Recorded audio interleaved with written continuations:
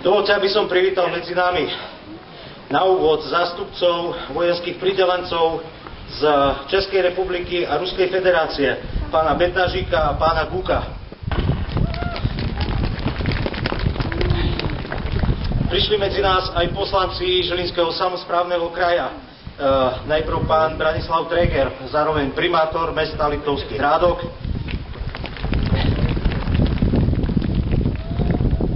Pán Jan Plcháč, poslanec Žilinského samosprávneho kraja. Ďakujem. Preniesme sa teraz do potatranskej dediny s jej zdanlivo mierovým, aj keď pod povrchom napätým životom.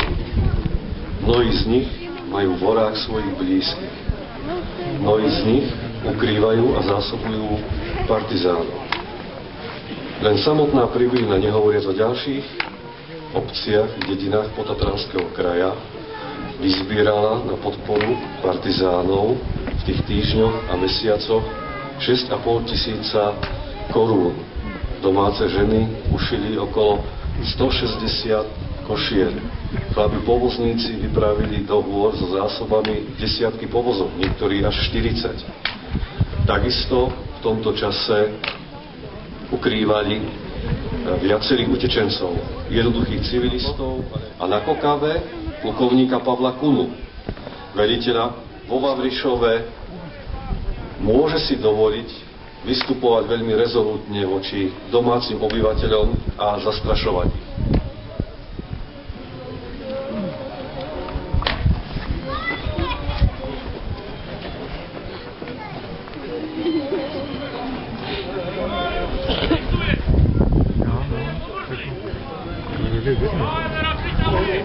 Ale prichádza čas, že sa na obzore objavia partizáni, ktorí prichádzajú do dediny.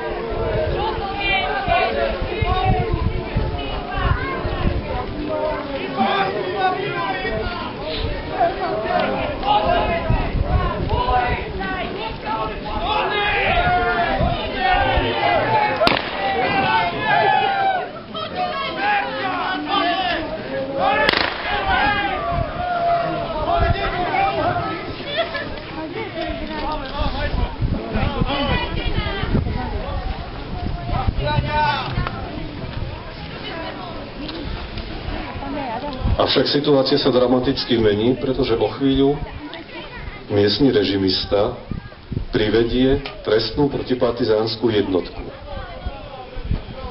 Ešte nikto z dedinčanov nevie, aké mračná sa sťahujú nad nimi a nad ich blízkymi.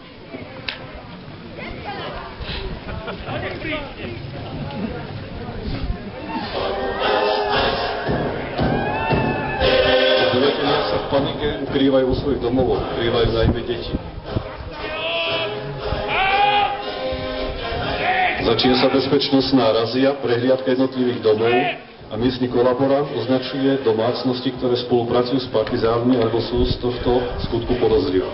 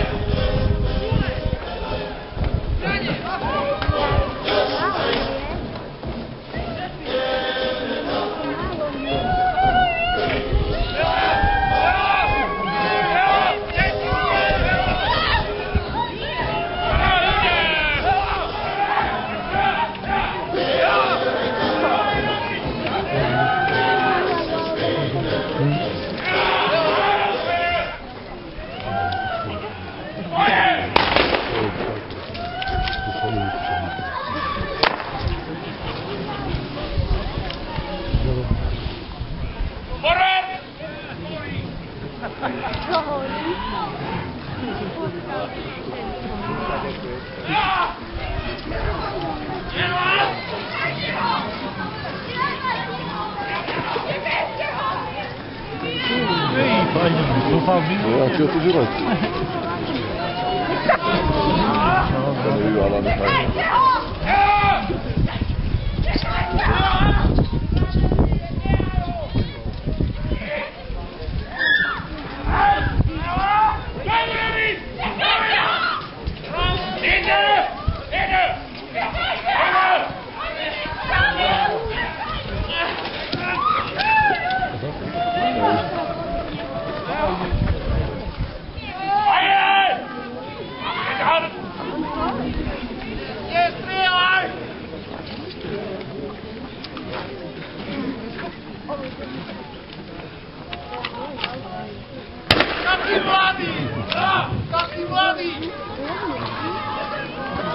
Vojaci trestnej jednotky popravujú partizána. Opäť poznáme príklad, smutný prípad Stepana Machranujova, ktorý v domnení po strate orientácie, že ide o partizánsky tábor, zablúdil práve do tábora trestnej jednotky po zničení tábora na Grúniku, pričom príslušníci tejto trestnej jednotky ho potom zmučeného vodili po okolitých obciach a nakoniec zavraždili v Račkovej doline. Avšak prichádza nemecká frontová jednotka a teraz bude otázne, aký bude osud dediny. Skončiť v plameňoch, vyvraždená, alebo dôjde k nejakému dramatickému zvratu. Veliteľ frontovej jednotky je vyšší dôstojník a tak mení rozhodnutie.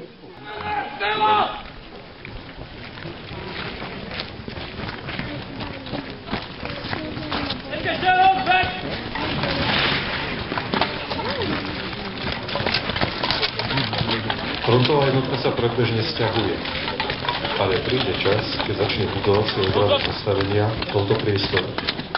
Nad dedinou visí strach. Čo čaká ich blízkych, ktorých Nemci odvliekli?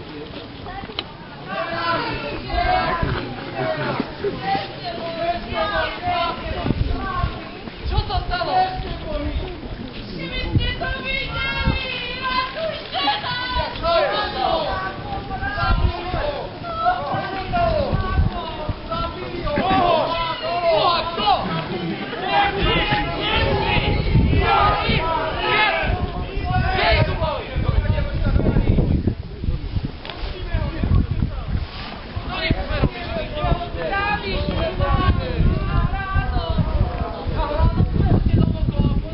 Či sa neskrýva v jej blízkosti nejaké nebezpečenstvo.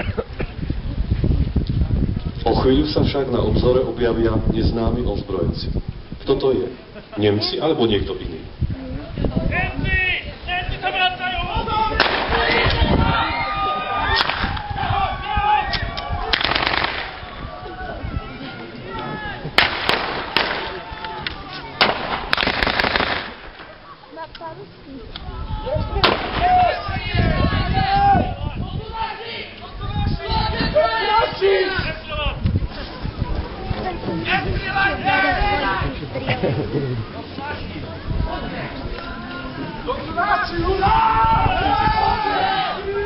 Po Tatry sa blíži prieskumná hliadka prvého Československého armádneho zboru, ktorá sa spája s partizánmi. Zdá sa, že predvoj osloboditeľov je už tu.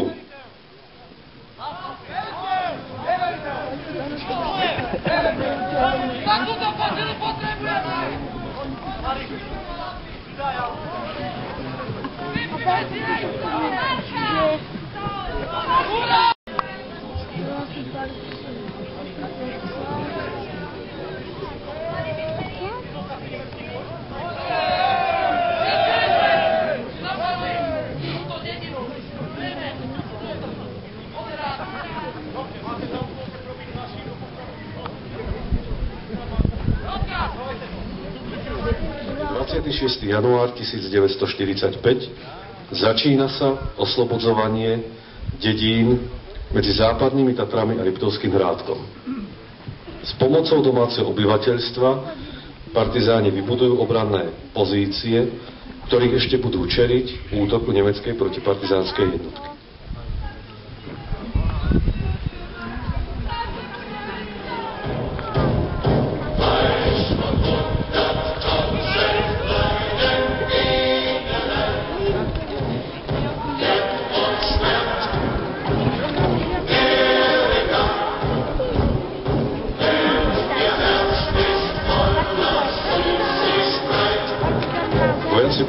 pripravujú palebné stanovištia, jednak pre 82 mm koristné sovietské práporné mínomety, jednak gulometné hniezdo pre jeden z prvých univerzálnych gulometov MG-42.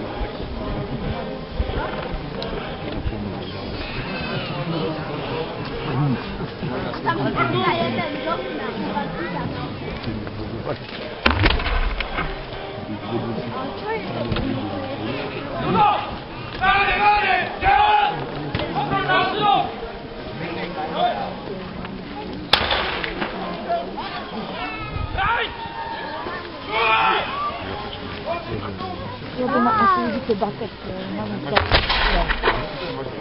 No, stavila vidíte. Tu mám to. Tu máš to. Tu mám, daj mi si, ja.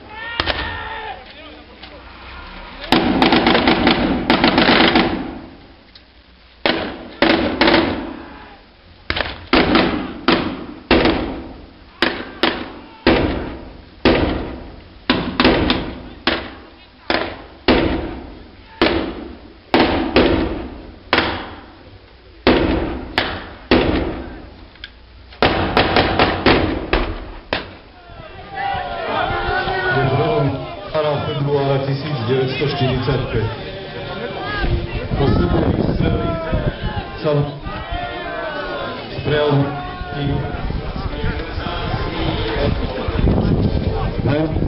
zážitok na celý život. Nikto ešte v tejto chvíli netuší, že o niekoľko dní sa front zastaví pri Liptovskom Mikuláši. Že ešte bude trvať ďalšie 2 mesiace, pokiaľ sa definitívne skončí oslobodovací boj na Liptov.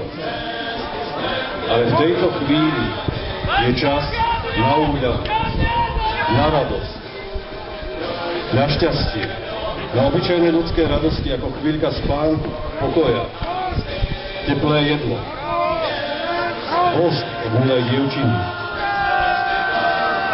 Je čas radovať sa zo slobodenia. Rodný Liptov je slobodný.